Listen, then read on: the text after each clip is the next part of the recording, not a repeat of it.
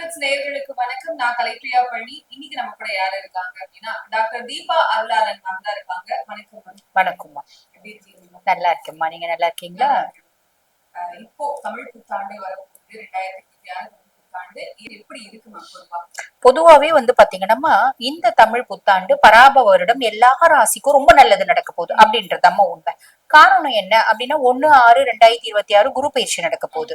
குரு பயிற்சி நடந்து குரு மிதுனத்துல இருந்து கடகத்துல உச்சம் பெற்று அமர போறார்.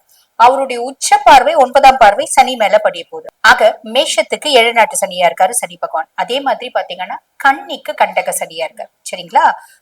நெக்ஸ்ட் பாருங்க, தனுசுக்கு அர்த்தாஷ்டம சனியா இருக்காரு, கும்பத்துக்கு பாத சனியா இருக்காரு, மீனத்துக்கு ஜென்ம சனியா இருக்காரு. ஆக இந்த 5 ராசிகளுக்கு கொஞ்சம் கொஞ்சம் கஷ்டங்கள் அப்படின்றது இருக்கதான் செய்து.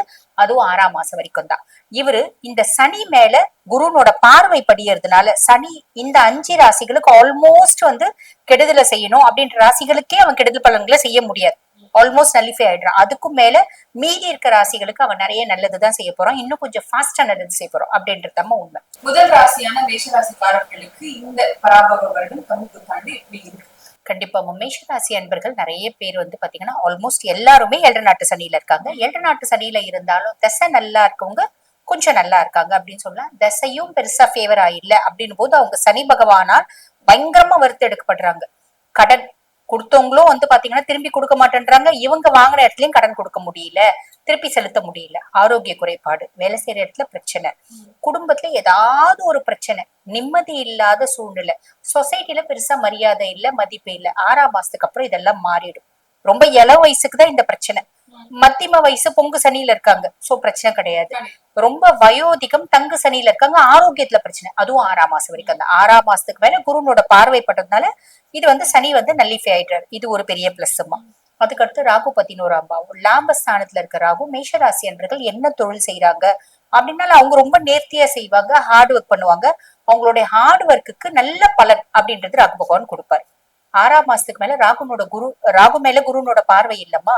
அப்ப நண்பர்களை நம்பி ஏமாறுறதுக்கான வழியும் வாய்ப்பும் உண்டு. கவனம் அப்படின்றது வேணும்.